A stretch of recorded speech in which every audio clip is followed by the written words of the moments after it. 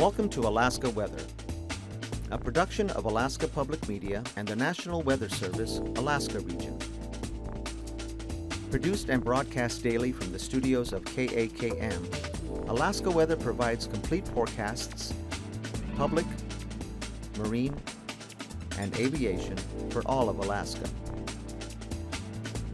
Alaska Weather is made possible by the following sponsors.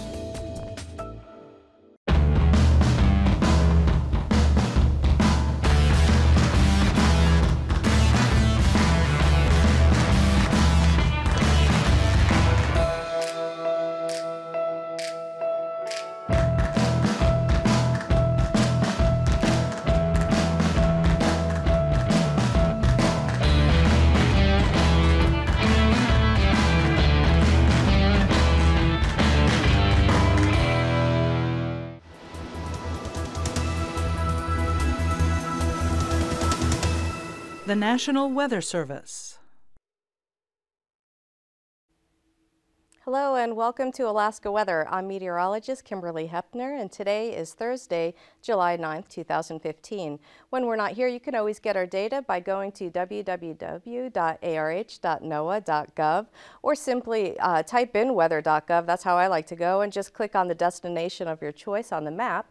Or you can always get our information weather line on the telephone, dial 1-800-472-0391. And also, don't forget to check out our social media on Facebook, YouTube, and Twitter. Now on to the important topics of the day. Starting off, we have our watch, warning, and advisory map, and the yellow color here is our advisories, and this advisory is for dense smoke. We have reduced visibilities during the overnight hours, mainly down to 1 mile or less due to smoke in the Tanana area. So all the central interior should be aware that their visibility reductions will be continuing through at least 11 o'clock Friday morning, and then some improvement is expected during the afternoon. So going on to fire-related topics across the state, we have high fire danger mainly across the south part of the state and also the interior, which is a decrease from previous days as we've had low pressure, moist air mass, and wetting rains across much of the area. Taking a look at the headlines today, let me step out of your way just a moment so you can read them with me. We have the Bering low that's persisting through Saturday. So this will bring rain and fog across much of the Bering. And then across the inland locations, the smoke is the biggest concern for the central interior. And then also we'll have to look out for the thunderstorms across the western coastal areas all the way through the southern areas of the state. So taking a look first at the weather systems out towards the west, the Bering low pressure system is right just north of the Shimia area, and this is spiraling moisture across much of the Bering, with the main jet stream just staying south of the Aleutian chain, spinning that into motion. Again, you can see there's a frontal boundary that's lying here across. This is the Alaska Peninsula on up towards the northern areas of the Bering, including the Pribilof Islands. So that rain band has moved in earlier today, and this afternoon, taking a look at closer to home, across much of the Gulf, we had clouds streaming through with a front coming up from the North Pacific. So we had a little bit of a break in the clouds across much of the southeast, with some breaks across the interior locations. A large area of clouds still continues just south of the Brooks Range, and very low clouds and fog are continuing across the northern areas of the state. And the western areas, you can see clouds are spinning out ahead of the low pressure system that's moving across the Bering. So focusing here on this next low pressure system, that's going to be bringing some rain into the Kodiak and the eastern Kenai for the overnight hours. Let's take a look first at the map. Here's the low pressure system. It's a 1,000 millibar low, so it's not a very strong system, just weak, and brings some light rain as it moves to the north and east. So that just stayed out of Kodiak, mainly affected the southern areas of the Gulf this afternoon. Like I said, there were some breaks in the clouds, so keeping things a little bit warmer during the afternoon hours, and mainly seeing just lighter rain across the state with some isolated thunderstorms gearing up for the afternoon as the clouds were becoming cumulonimbus across the Alaska Range. So across the northern areas of the state, here's this dark gray area, so low clouds, and we have fog all across the Arctic coast areas. And then across the northwest, just clouds with some light rain south of the Seward Peninsula. Fairly quiet across most of the area, but some rain developing along the Kuskokwim Valley and the Kuskokwim Mountains there. And then we'll see some rain moving into the eastern Aleutians, with a front stretching from the central part of the Bering down here towards Dutch Harbor. And out towards the west, just some shower activity as another short wave makes a round of the 990 millibar low that's sitting there in the western Bering. Looking at the forecast for tonight, not much change. This front isn't very fast moving, so it's going to be nearly stationary during the overnight hours, with some gusty winds between 20 and 30 miles per hour, higher gusts 35 to 40 just along the frontal areas. So the winds will pick up speeds across the Pribilofs, and then just along the eastern areas of the Bering, surface ridging makes its way down from the Seward Peninsula, and that'll keep areas of fog, reducing visibilities down to 1 to 3 miles across the eastern Bering and the coast here. Across the Gulf waters, the other front that's making its way from the North Pacific will be bringing some light rain across the southern Gulf. However, it will not make much progress other than Kodiak and the eastern Kenai overnight. For the evening hours, there's possibility for thunderstorms mainly along the eastern Alaska Range here. A few strikes possible across the Copper River Valley as well. And then across the southeast, they might see some showers later this evening as well.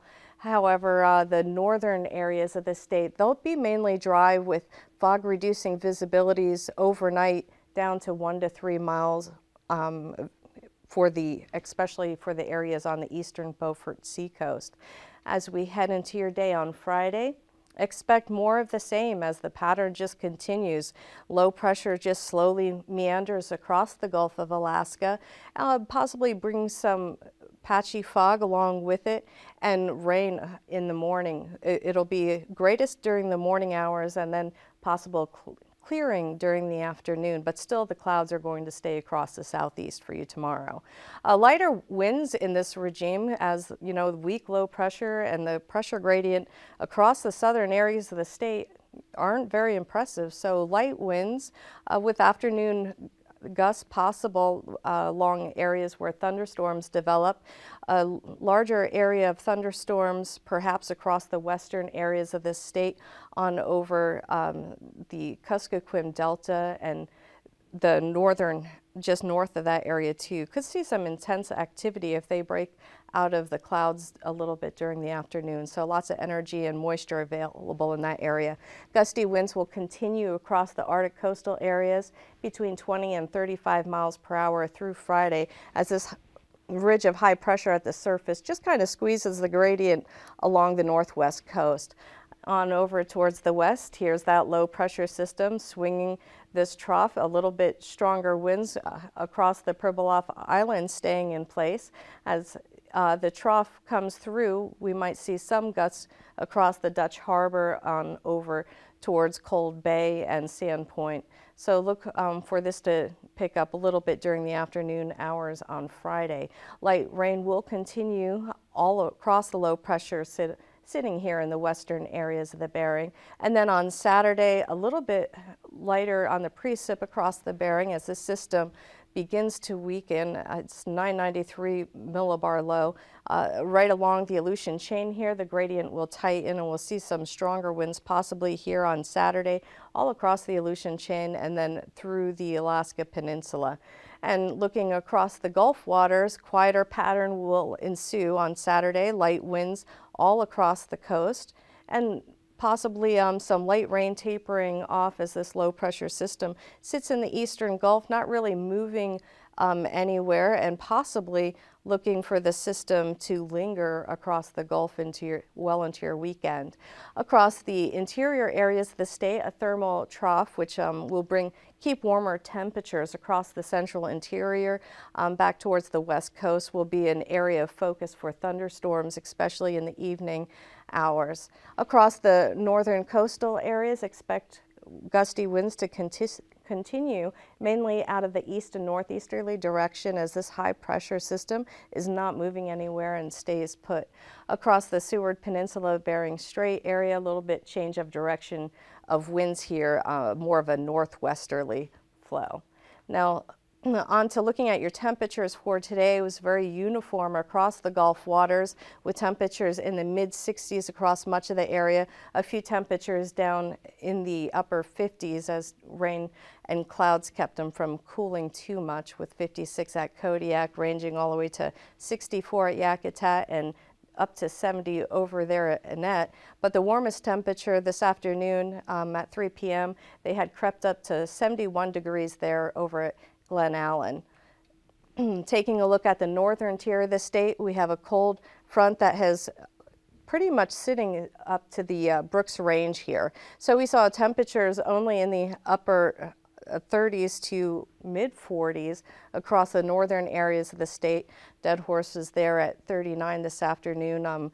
They crept up to actually 41 degrees right after this picture was taken.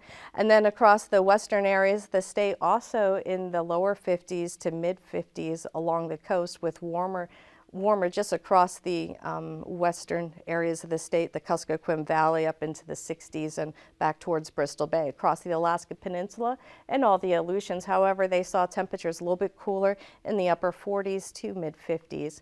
For your overnight low temperatures, expect primarily uniform temperatures across the Bering in the mid 40s, and then across the Gulf coastal waters, expect temperatures ranging between 50 and 55 degrees, with slightly warmer temperatures here as well across the interior in the mid 50s, and the coldest temperatures along the Arctic coast dropping down into the 30s there along the eastern Beaufort Sea coast, into the 40s across the Chukchi Sea coastal areas. Now, as we head in your day tomorrow, notice how warm we get across the interior areas of the state. We're going to be climbing back into the mid 70s to upper 70s.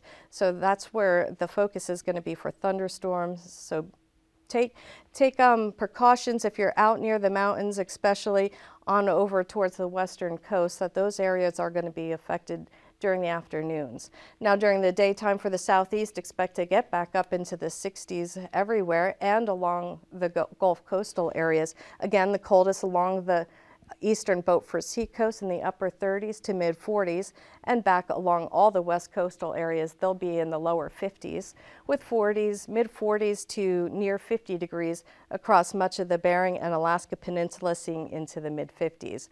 Now, taking a look at your flying weather, the main focus for IFR conditions will be across the Bering around the low pressure system out here, and there's also IFR conditions in the morning across a low pressure system in the Gulf, improving during the afternoon, but most of the area along the Gulf will see MVFR in the morning with improvement during the afternoon hours.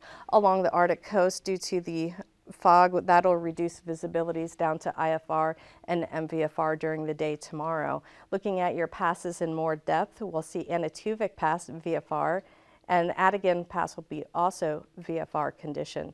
Lake Clark and Merrill Pass will go from MVFR to VFR in the afternoon, and Rainy Pass will stay mainly MVFR with possible improvement during the afternoon. The Windy Pass will see possible thunderstorms in the afternoon, but start off as MVFR, clearing out to VFR during the afternoon hours, and same at Isabel, MVFR to VFR with isolated afternoon thunderstorms. And Mentasta will also be MVFR, VFR with afternoon thunderstorms, and isolated thunderstorms will be possible at Tanita, MVFR going to VFR in the afternoon. Portage will be MVFR for most of the day, clearing out to VFR, and then IFR conditions on the east entrance during the morning time. And Chilkoot and White Pass will actually go from VFR down to MVFR as they're expecting rain to move in later in the day. Looking at your freezing levels across the state, we're seeing a little bit cooler temperatures just off the surface from 6,000 to 8,000 feet along the Brooks Range here, and then 8,000 to 10,000 feet as you move over to the southeast. And then slightly warmer conditions across the Bering, 8,000 all along the Bering and the western coast, 6,000 as you head out towards the west. And the surface freezing level is just off the northern coast there. Looking at your icing conditions, the main concerns are going to be across the southern Gulf and through the Bering. So that'll range above 6,000 feet across the Bering and 8,000 feet over the Gulf. And the areas along the north, the main concern is going to be further east during your day tomorrow as the low pressure system up there moves a little bit further east. Now the jet stream is easterly flow with the strongest stream staying just south of the Aleutian chain here.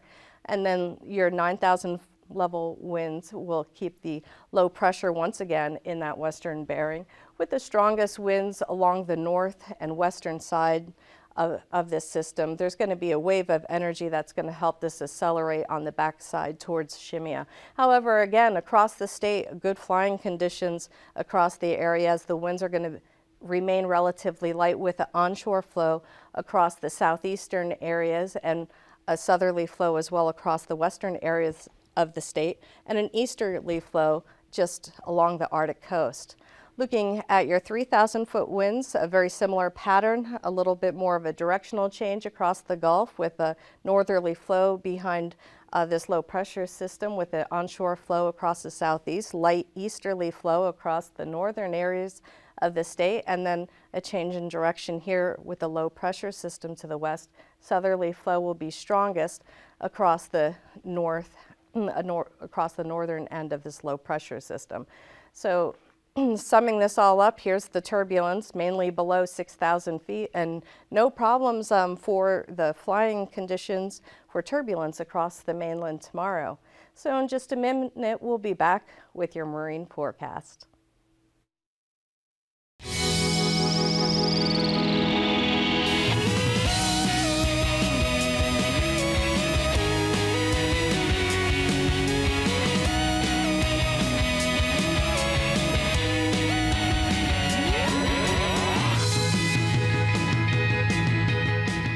It's Zubin Eshamali and Zubin El Janubi time.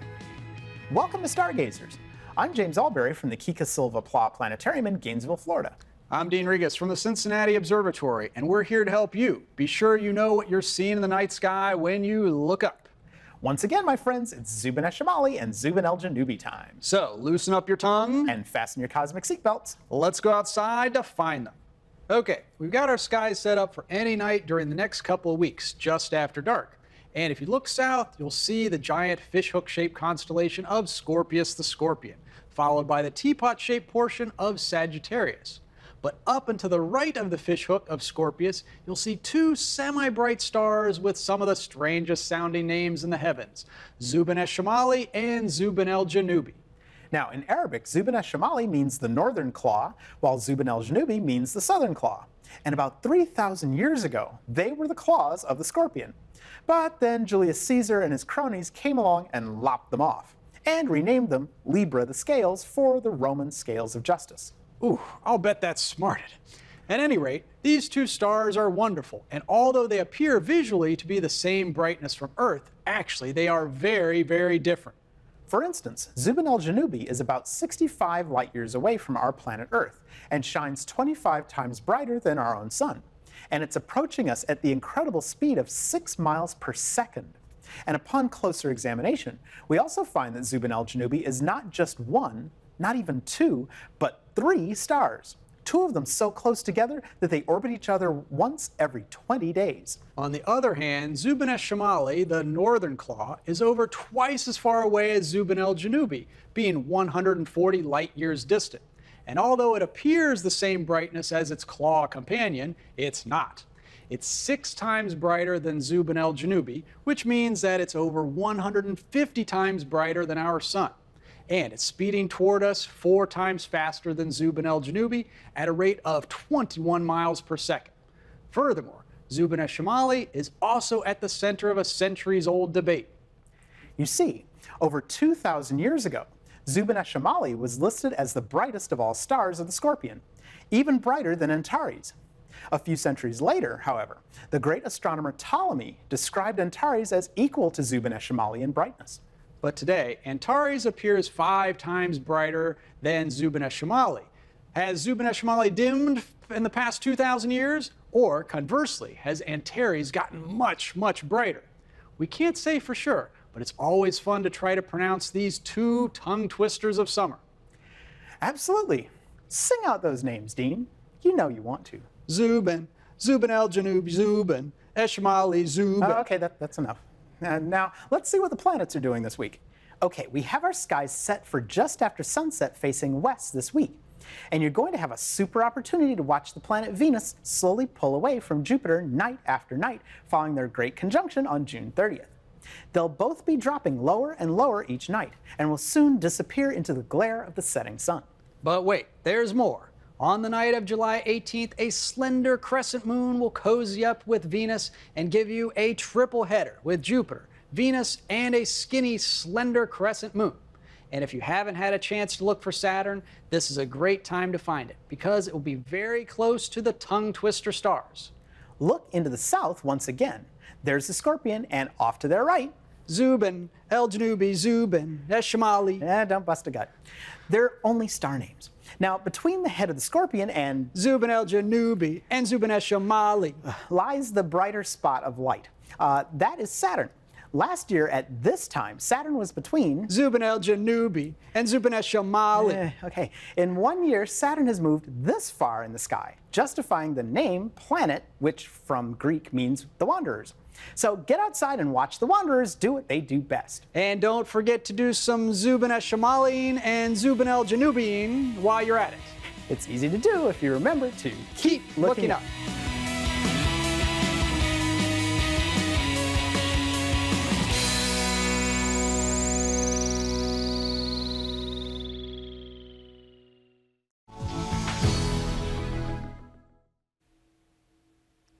Hi, and welcome back to the show. Now we'll start our marine forecast with looking at the sea ice. Well, that continues to see some melting along the leading edge, and still not much change along the coastal areas, with a little bit of a break from the coast and along the ice edge along from Barrow to Dead Horse. Now we'll continue to see melting as we head into the next several days, with a little bit of a shift towards the west with a stronger easterly flow pattern. Now across the southeastern areas for your Friday forecast, you'll see light winds across much of the area tomorrow, with a bit of a southerly flow out there as well, especially through the southern Lynn Canal. Seas across the inner channels will be around 2 feet, with the outer channels seeing around 4 feet.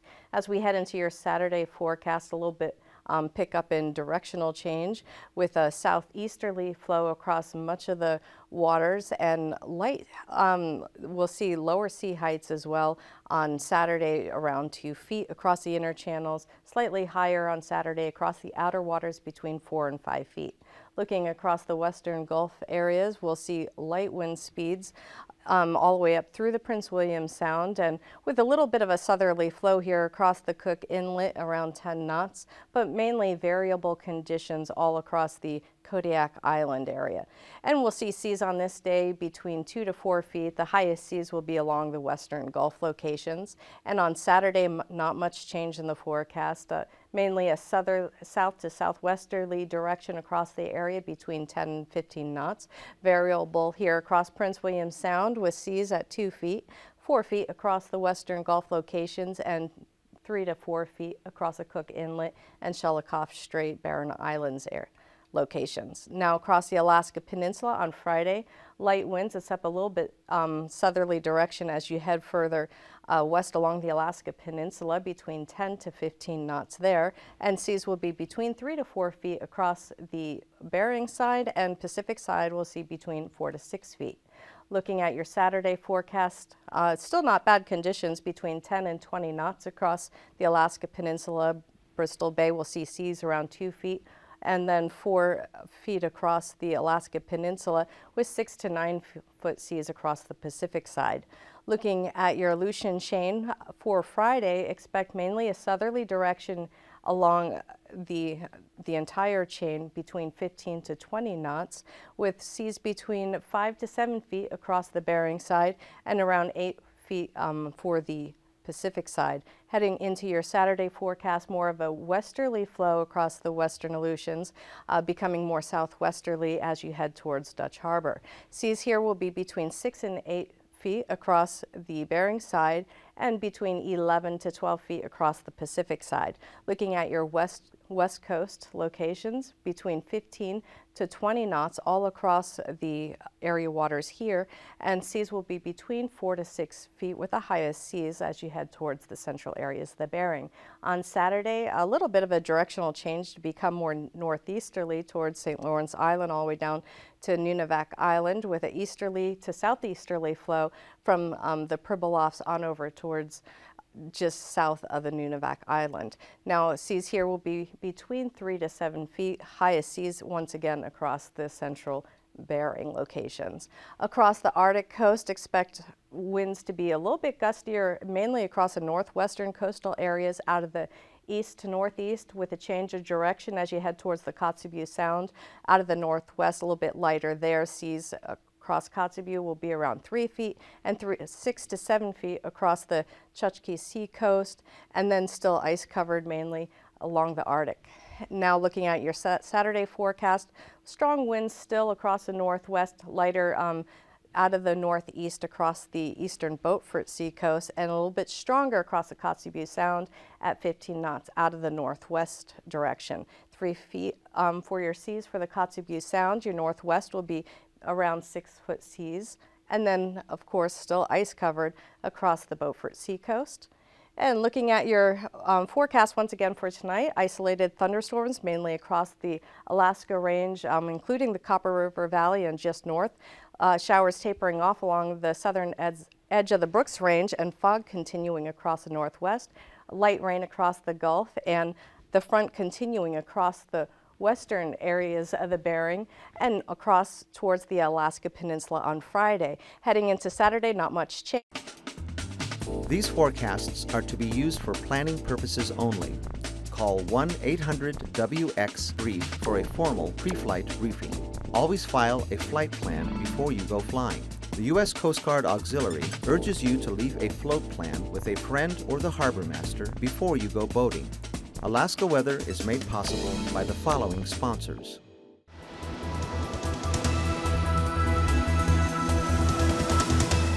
The National Weather Service.